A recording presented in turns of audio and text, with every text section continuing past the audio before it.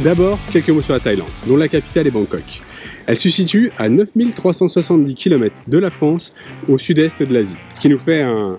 Je pas de montre. Ce qui nous fait un 6 heures de décalage. Même sans la montre, je le sais. Elle compte environ 70 millions d'habitants, et on y parle le thaï, l'isan, qui est un mix entre le thaï et le laotien, et l'anglais. Alors ça donne à peu près chai, mei chai, sawatika ou sawachikra, larganka ou largankra, kokunka, kokunkra. La bière c'est quoi? Kobier des mai. En fait pour la plupart des choses, en fonction de la personne à qui tu le demandes, si c'est un homme ou une femme, tu vas devoir ajouter ka ou kra. Ka pour une femme, kra pour un homme. Et là, t'as la base pour t'en sortir. Et là tu te dis, mais comment y aller? Alors pour y aller, c'est simple. Tu prends, grande surprise, l'avion à Charles de Gaulle et t'en as pour 12 heures à peu près pour aller jusque Bangkok. Ça va te coûter 400 €. Sinon, t'as l'option à pied, sans déconner, mais tu mettras 97 jours. À toi de voir. Maintenant que tu sais comment y aller, je vais te dire quand y aller. La meilleure saison pour y aller, c'est de novembre à avril, avec la petite préférence pour décembre et janvier parce que c'est la saison sèche.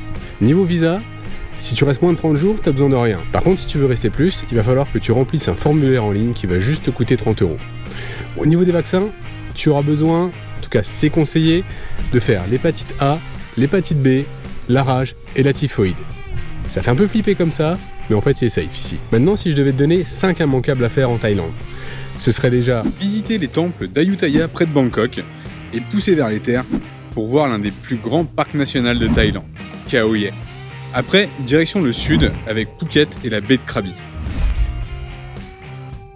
En numéro 4, qui est en fait mon premier, c'est le snorkeling et la plongée. C'est un des endroits les plus abordables sur Terre. Et je te jure, tu vas te gaver. Pour finir, Koh Lanta, pour le côté mythique pour les Français et pour le côté sauvage de l'île. Niveau budget, la Thaïlande, c'est une destination vraiment intéressante.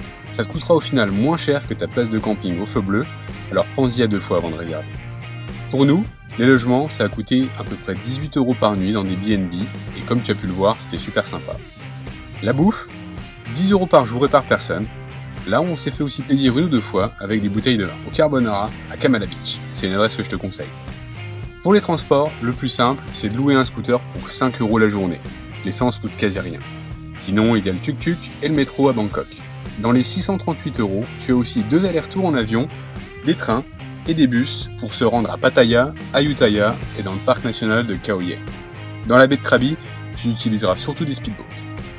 Pour les loisirs, tu as toutes les entrées dans les temples et les excursions à la journée que l'on a fait. Ça comprend le tour en bateau, le prix de l'entrée dans le parc national ou dans le parc protégé, la nourriture à midi et la location du matériel de snorkeling. Au total, 3292 € pour 2 pour un mois complet.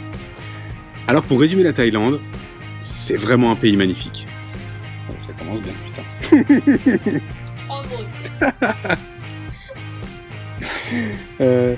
De par la nature, la variété des paysages, la gastronomie, la facilité d'y vivre, là-bas il y a toujours une solution pour tout, c'est accessible financièrement. T'as compris, ça nous a vraiment plu. Habituellement je donne 2 pour et 2 contre.